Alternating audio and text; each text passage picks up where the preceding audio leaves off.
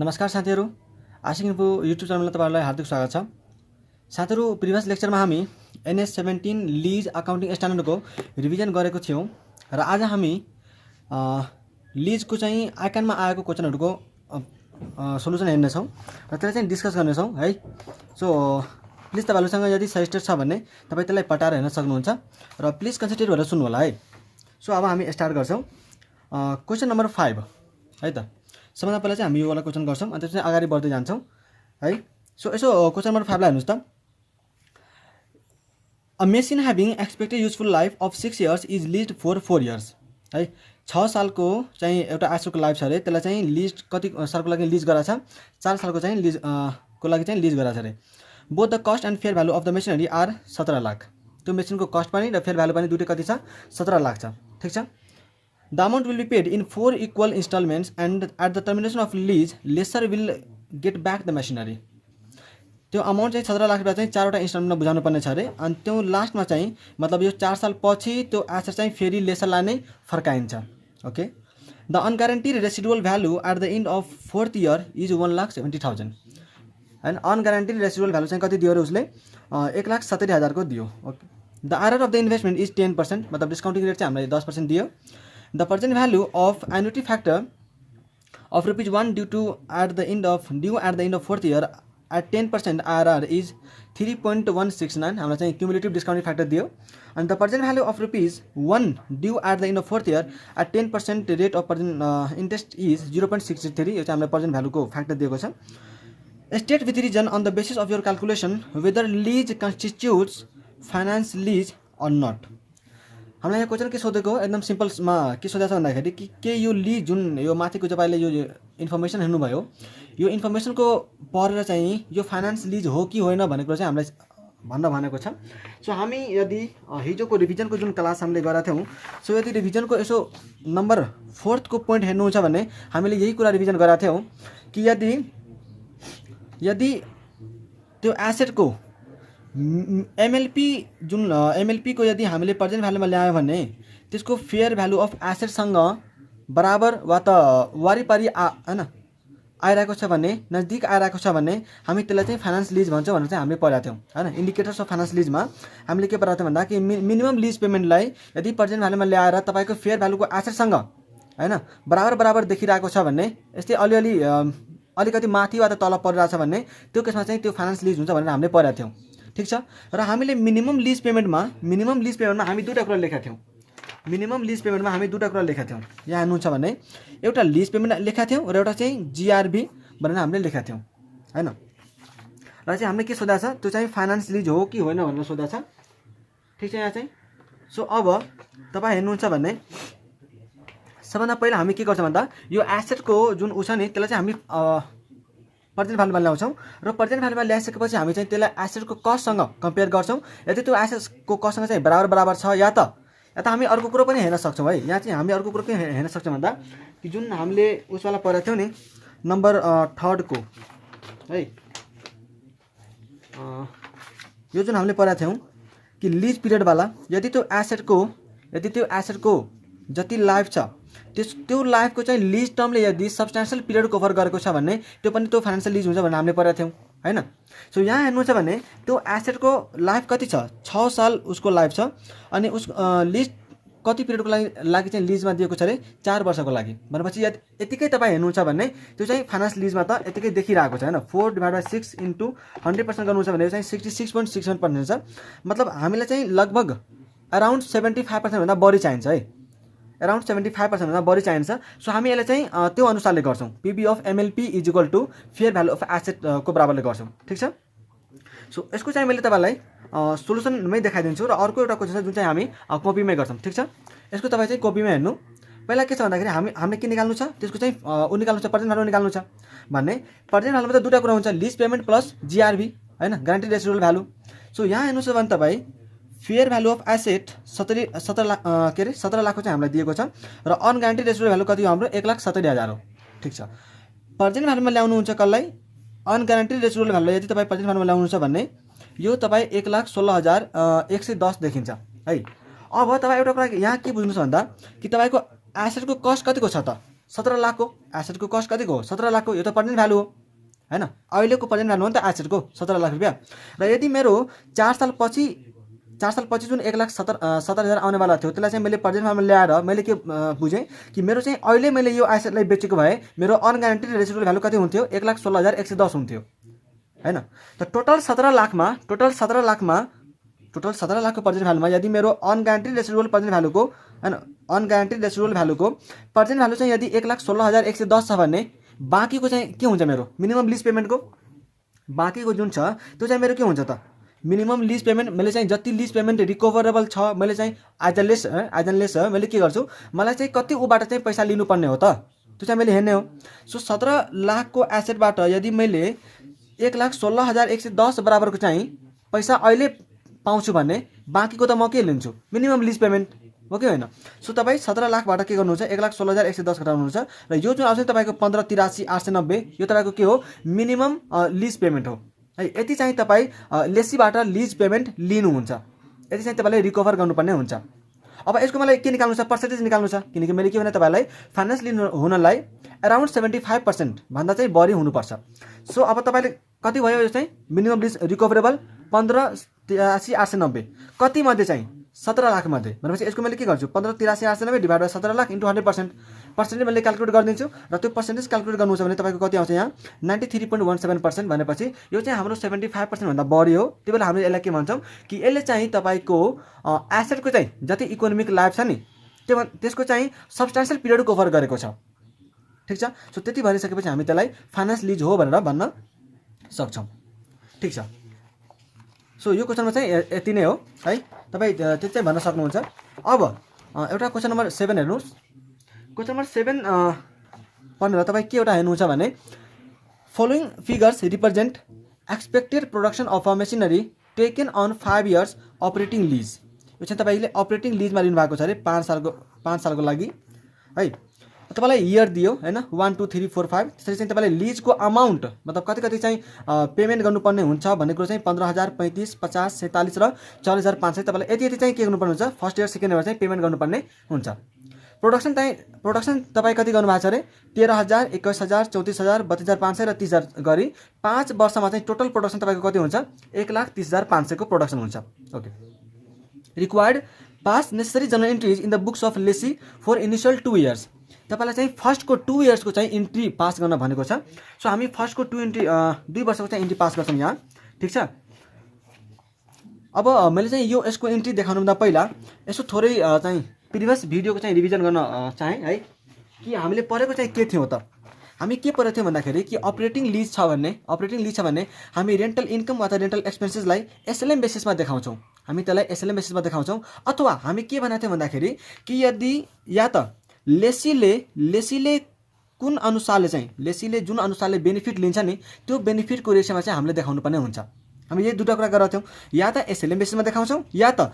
लेसीले जुन प्रोपोर्सनमा त्यो एसेटको बेनिफिट उठाइरहेको छ त्यो बेनिफिटमा हामी के गर्छौँ त्यसलाई लिजको अमाउन्ट चाहिँ लिज रेन्टल या त लिजको इन्कम हामी बुक गर्छौँ भनेर पढाएको थियौँ ठिक छ र यसको जर्नल एन्ट्री पनि हेरिहालौँ किनकि हामी यही जर्नल एन्ट्रीद्वारा गर्नेवाला छौँ लिगल एक्सपेन्सेस मतलब lease payment account debit to bank account उसले कति पेमेन्ट गरायो र टु डिफर्ड लिज लायबिलिटी मतलब माथिको वा त तलको चाहिँ कति बढी घटी छ भनेको चाहिँ एडजस्ट गर्नलाई हामी टु डिफर्ड लिज लायबिलिटी यसलाई चाहिँ तपाईँ यो भन्न सक्नुहुन्छ या त तपाईँ टु लिज रेन्ट एडजस्टमेन्ट भनेर पनि भन्न सक्नुहुन्छ ठिक छ अब यही दुईवटा तरिकाले चाहिँ हामी के गर्छौँ भनेको चाहिँ तपाईँ अब सोलुसनमा हेर्नुहोस् है अब हामी के गर्छौँ यहाँ तपाईँलाई क्वेसनमा कति दिएको छ उसले टोटल प्रोडक्सन र टोटल लिज अमाउन्ट चाहिँ तपाईँलाई दिएको छ है सो हामी के गर्छौँ भन्दा क्वेसन नम्बर 7 ठिक छ क्वेसन नम्बर 7 को सोलुसन हेर्छौँ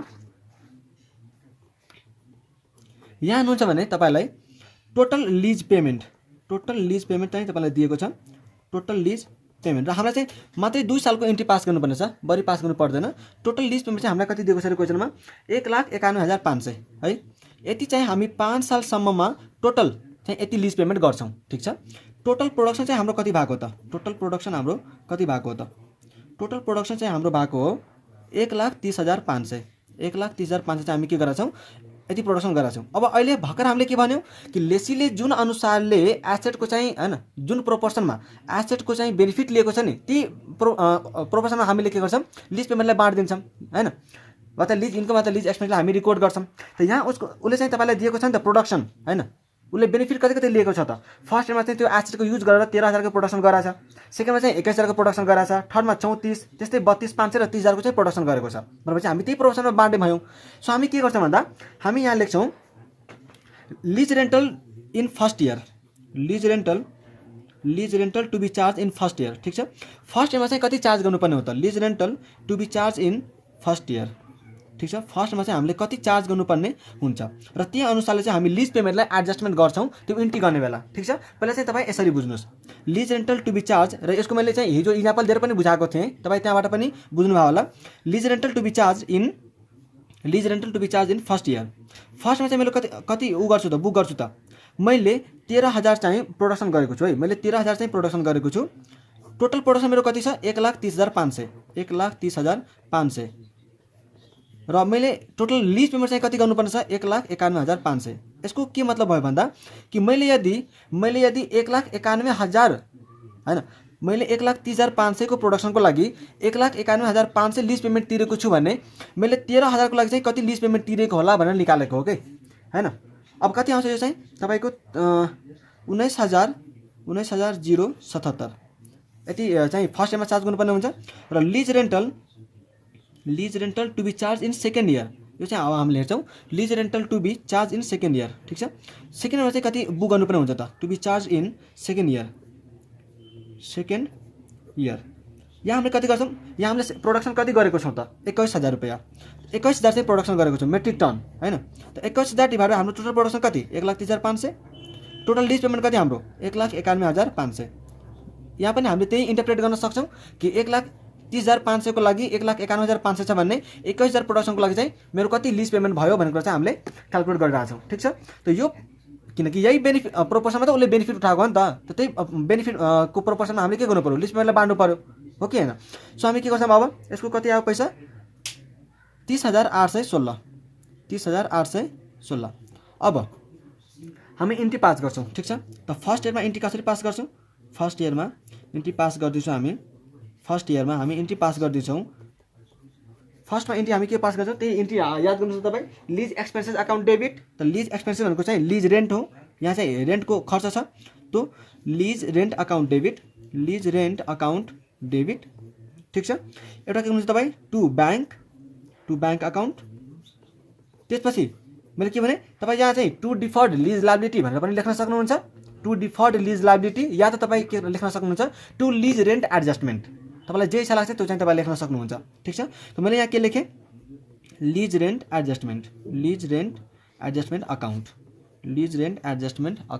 ठिक छ, अब यहाँ चाहिँ मेरो कति भयो भन्दा यहाँ मेरो लिज रेन्ट कति गयो त, मैले के भने तपाईँलाई कि जति प्रोपोर्सनमा तपाईँ बेनिफिट लिनुहुन्छ त्यही प्रोपोर्सनमा चाहिँ तपाईँ इन्कम बुक गर्नुहुन्छ भनेपछि मेरो 13,000 को लागि चाहिँ कति आयो त, 19,077।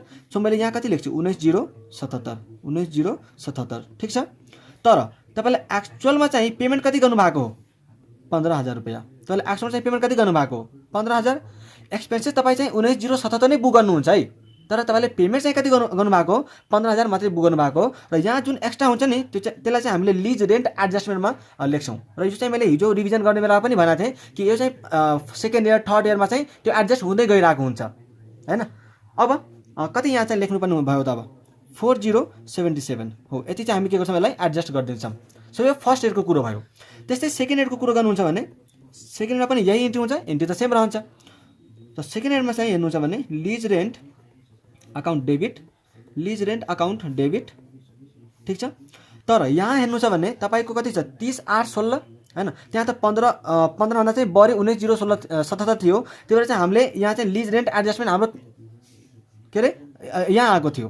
तर यहाँ हेर्नु छ भने तपाईँले चाहिँ 35,000 को पेमेन्ट दिनुभएको छ होइन, लिज अमाउन्ट चाहिँ तपाईँले 35,000 को दिनुभएको छ, तर यहाँ चाहिँ आएको कति हो त, 30,816 मात्रै, थोरै देखियो नि त। सो थोरै देख्यो भने हामी के गर्छौँ यसलाई, अब डेबिटमा लिज रेन्ट एडजस्टमेन्ट हुने भयो। सो हामी के गर्छौँ यसलाई, लिज रेन्ट अकाउन्ट डेबिट यो भयो। त्यसपछि lease rent adjustment account debit to bank. ठिक छ, टु ब्याङ्क। अब यहाँ कति हुने भयो, पहिला चाहिँ तपाईँलाई कति तिर्नु भएको हो, तपाईँलाई चाहिँ यहाँ कति तिर्नु भएको हो, लिज रेन्ट अकाउन्टमा चाहिँ तपाईँलाई कति दिनु भएको हो, 30,816 यो जुन माथि छ त्यही हामीले रेकर्ड गर्छौँ। त्यसपछि माइनस कति रहन्छ त 30,816 गरेपछि माइनस गर्नुहुन्छ भने तपाईँ 35,000बाट यो रहन्छ 4,184 4,184 यो रहन्छ। अनि यसलाई चाहिँ तपाईँ के गर्नुहुन्छ भन्दा यसलाई चाहिँ टोटलमा लेख्नुहुन्छ तपाईँ 35,000 ठिक छ हो। यो चाहिँ हामी के गर्छौँ फर्स्ट इयरमा र सेकेन्ड इयरमा चाहिँ यसरी इन्ट्री हामी गरिदिन्छौँ। तपाईँ यस्तै अब अर्को थर्ड वर्षमा होइन थर्ड इयरमा फोर्थ इयरमा गएर यदि इन्ट्री गर्नुपर्ने छ भने तपाईँ त्यही अनुसारले चाहिँ एडजस्टमेन्ट गर्न सक्नुहुन्छ ठिक छ। अब एउटा यो क्वेसन हेरौँ र यो चाहिँ लिजको लास्ट क्वेसन हो है। क्वेसन नम्बर 9 यसमा के भनेछ भन्दाखेरि mister GP traders sold a car to a customer on installment base sales basis the sales price of the car is rupees 60 lakh छ अरे। The customer was required to pay the following Shrawan 1 2072 down payment चाहिँ 30 लाखको गरेको छ। साउन 1 2073मा चाहिँ उसले एउटा पेमेन्ट गरेको छ इन्स्टलमेन्ट होइन at the end of year 1 मा चाहिँ इन्स्टलमेन्ट पे गरेर 18,60,000 को चाहिँ पेमेन्ट गराएको छ। त्यसमा चाहिँ 3,60,000 को इन्ट्रेस्ट को पोर्सन छ।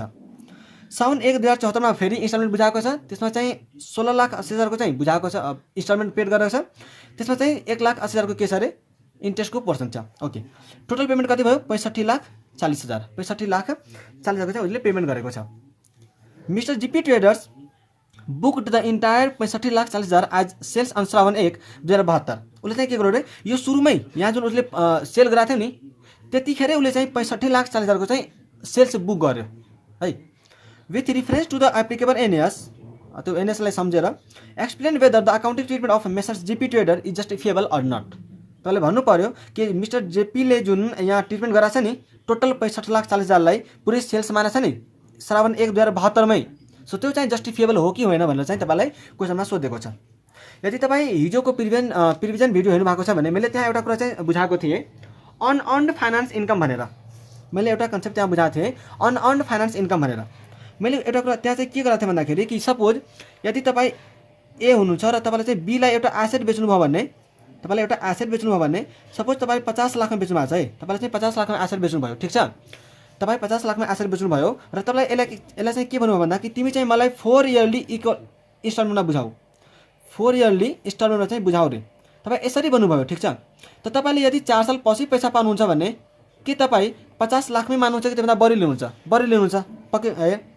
सो तपाईँ कति लिनुभयो भन्दाखेरि मैले माने यहाँ ल सपोज मैले टोटलमा चाहिँ 4 साल मबाट कति लिएँ 65 लाख रुपियाँ लिएँ होइन 65 लाख रुपियाँ चाहिँ उसबाट मैले कति वर्षमा लिएँ 4 वर्ष पछि लिएँ। टोटल पेमेन्ट चाहिँ मैले 65 लाख पाएँ तर मेरो फेयर भ्यालु अफ एसेट कति थियो 50 लाखको मात्रै थियो भनेपछि अहिलेदेखि लिएर जुन मैले 4 साल पछिसम्मको जुन मेरो 65 लाख छ नि त्यो यहाँ तपाईँ हेर्नुहुन्छ भने इन्ट्रेस्टको पोर्सन यो जुन 15 लाख जुन बढी मैले पाएको छु नि त्यो मैले के को लागि पाएको हो इन्ट्रेस्टको लागि पाएको हो। त्यो मेरो चाहिँ इन्ट्रेस्ट हो। जस्तै 65 लाख माइनस 50 लाख गर्नु छ भने जुन यो मेरो 15 लाखको अमाउन्ट छ नि जुन यो मेरो 15 लाखको अमाउन्ट छ त्यो त मैले के पाएको हो जुन यो मेरो 15 लाखको अमाउन्ट छ त्यो त मैले के पाएको हो इन्ट्रेस्टको अमाउन्ट पाएको हो नि त। त यो जुन इन्ट्रेस्टको अमाउन्ट हो त्यसलाई चाहिँ तपाईँ यसो लजिकली सोच्नु हो कि यो मेरो सपोज 1 इयर छ यो सेकेन्ड इयर हो यो थर्ड इयर हो र यो चाहिँ फोर्थ इयर हो।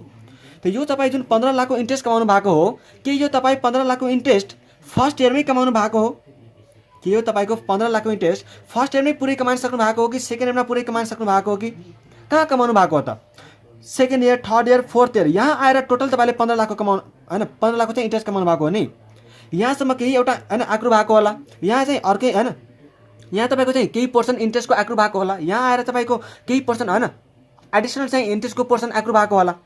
यो त 15 लाख तपाईँले त फर्स्ट इयरमै या त सेकेन्ड इयरमा चाहिँ कमाउनु भएको छैन नि त फर्स्ट इयरमा वा त सेकेन्ड इयरमा त कमाउनु भएको छैन नि त यो त पछि हुँदै 4 वर्ष पछि मैले टोटल 15 लाखको कमाएको हो नि त। त्यही भएर कि मैले यो जुन अमाउन्ट मैले 4 वर्ष पछि मतलब 4 वर्षसम्म क्युमुलेट भएर कमाएको छु कि त्यसलाई मैले सुरुमै पुरै अमाउन्ट चाहिँ सेल्स गरेको छु भनेर रेकर्ड गर्न पाएँ हैन। जुन मैले 15 लाख रुपियाँ सुरुदेखि लिएर सेकेन्ड थर्ड फोर्थसम्म चाहिँ मैले आक्रो हुँदै गइरहेको छ र पछि कमाउँदै गइरहेको छु भने के त्यसलाई मैले सुरुमै 15 लाख मैले कमाइसकेँ भनेर भन्न पाउँछु त भन्न पाउँदिनँ नि त। सो यहाँ क्वेसनमा त्यही कुरो छ। यहाँ हेर्नु छ भने उसले के गर्यो त फेयर भ्यालु चाहिँ एसेटको 60 लाखको छ होइन तर त्यसले के गर्यो टोटल पेमेन्ट उसको कति हो 65,40,000। यहाँ तपाईँ हेर्नुहुन्छ भने तपाईँलाई क्वेसनमा दिएको पनि छ 3,60,000 प्लस 1,80,000 मतलब 5,40,000 जुन छ नि त्यो चाहिँ तपाईँको इन्ट्रेस्टको पोर्सन हो। त यो त इन्ट्रेस्टको पोर्सन तपाईँ सेकेन्ड इयर थर्ड इयरमा होइन लाइफ सकेपछि बल्ल कमाउनुहुन्छ नि त त सुरुमा त बुक गर्न पाइएन। त्यही भएर तपाईँ के भन्न सक्नुहुन्छ भन्दा कि मिस्टर जीपी ट्रेडर्सले 60 लाखको चाहिँ बरु सेल्स सुरुमा देखाउन सक्छ, 60 लाखको सेल्स चाहिँ बरु सुरुमा देखाउन सक्छ, तर 5,40,000 रुपियाँ जुन इन्ट्रेस्टको पर्सन छ नि त्यो चाहिँ एसेटको लाइफ सकेपछि मात्रै देखाउन पाउँछ भनेर चाहिँ तपाईँ भन्न सक्नुहुन्छ। ठिक छ। सो यो क्वेसनमा यति नै हो, अरू केही छैन। किनकि तपाईँलाई सोधेको नै त्यही हो कि उसले जुन ट्रिटमेन्ट गरेको हो त्यो चाहिँ जस्टिफिएबल छ कि छैन भनेर। तपाईँ यसरी आन्सर लेख्न सक्नुहुन्छ। हुन्छ।